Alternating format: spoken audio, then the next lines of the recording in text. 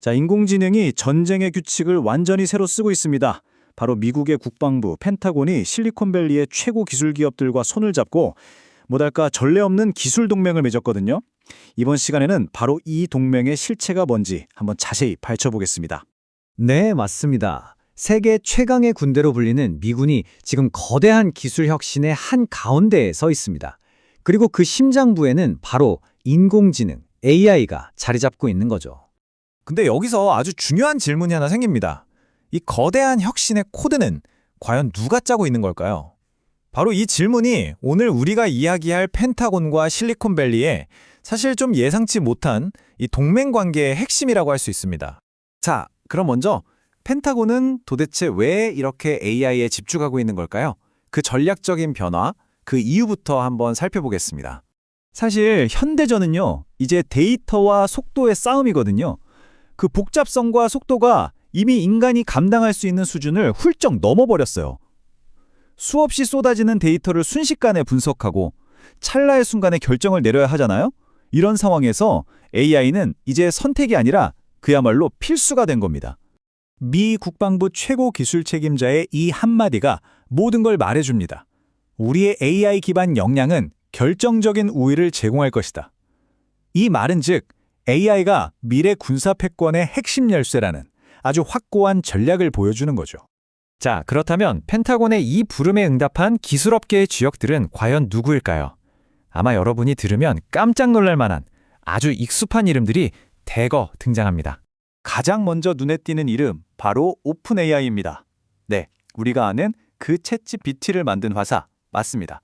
이들이 펜타곤 전용 AI 플랫폼 젠AI 난밀 개발에 아주 핵심적인 역할을 맡게 됐습니다. 근데 이 플랫폼의 규모가 정말 어마어마합니다. 무려 300만 명. 300만 명의 국방부 인력이 이걸 사용하게 된다고 해요. 이 숫자 하나만 봐도 이 기술이 얼마나 광범위하게 또 얼마나 깊숙이 군에 적용될지 짐작이 가시죠? 물론 오픈 AI만 있는 게 아닙니다. 구글도 아주 핵심적인 역할을 맡았어요. 구글의 최첨단 AI 모델이죠. 제미나이가 바로 이 젠 AI 단밀에 가장 먼저 통합되면서 그 기술력을 제대로 입증했습니다. 그리고 데이터 분석 분야의 거물이죠. 팔란티오도 빼놓을 수 없습니다. 이 회사는 복잡한 데이터를 꿰뚫어 보는 걸로 유명한데 최근에 주요 군사 AI 계약을 따내면서 관련 사업 부문이 무려 300%나 성장하는 정말 폭발적인 모습을 보여줬습니다. 당연히 마이크로소프트도 이 대열에 합류했습니다. 우리가 잘 아는 AI 비서 코파일럿 있잖아요?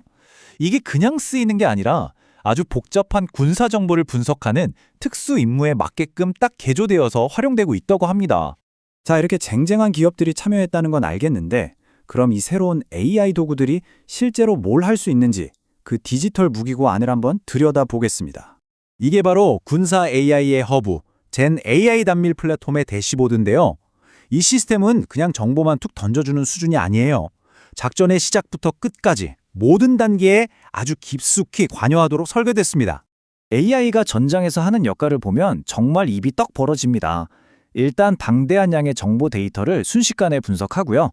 그걸 바탕으로 최적의 전략을 제안합니다. 여기서 끝이 아니에요. 실시간으로 목표물을 식별하고 우선순위를 정해주고 복잡한 위협 상황까지 평가하죠. 그러니까 전략 수립부터 실제 전투 지원까지 거의 모든 걸 다 한다고 보시면 됩니다. 하지만 이렇게 강력한 기술에는 반드시 그에 따르는 책임과 윤리적인 고민이 뒤따르게 마련이죠. 자, 지금부터는 이 군사 AI를 둘러싼 아주 민감한 문제, 바로 윤리적 딜레마와 안전장치에 대해 이야기해 보겠습니다. 네, 보시는 것처럼 기술의 엄청난 발전과 그에 따르는 윤리적 책임 사이에서 균형을 잡는다는 건 정말 복잡하고도 중요한 문제입니다. 바로 이 질문입니다. 만약 AI가 치명적인 실수를 저지르면 그 책임은 과연 누구에게 있는 걸까요? 코드를 짠 개발자? 아니면 그 결정을 승인한 지휘관? 이건 개발자와 군 지휘관 모두가 머리를 싸매고 고민하는 핵심적인 문제입니다. 그래서 나온 아주 중요한 안전장치가 바로 인간 참여 루프, 휴먼 인 더 루프라는 겁니다. 이게 뭐냐면 아무리 AI가 똑똑하고 빨라도 사람의 생명과 직결된, 특히 살상과 관련된 최종 결정의 방아쇠는 반드시 인간이 쥐고 있어야 한다는 원칙이에요. 물론 실리콘밸리라고 해서 다 같은 생각은 아닙니다. 예를 들어 엔스로픽 같은 회사는 우리 AI가 무기 시스템에 쓰이는 건 좋은데 아주 엄격한 통제가 필요하다. 이렇게 강하게 요구하고 있어요. 이처럼 내부에서도 신중론의 목소리가 분명히 존재합니다.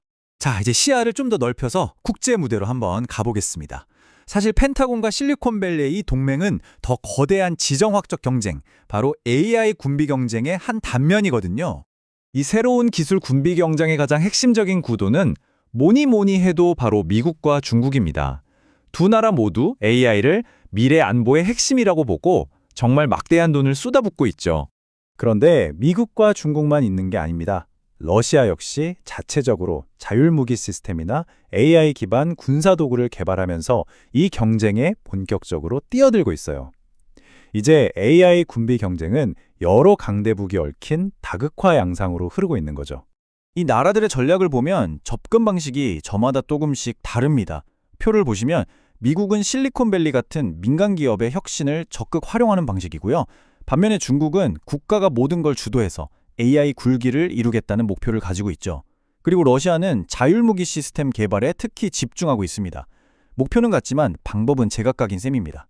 자, 이제 마지막으로 우리에게 던져진 질문입니다. 인공지능 알고리즘이 전쟁을 할 수 있는 세상.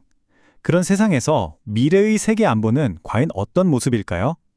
이건 더 이상 먼 미래나 영화 속 이야기가 아닙니다. 바로 우리 눈앞에 펼쳐진 현실적인 질문인 거죠.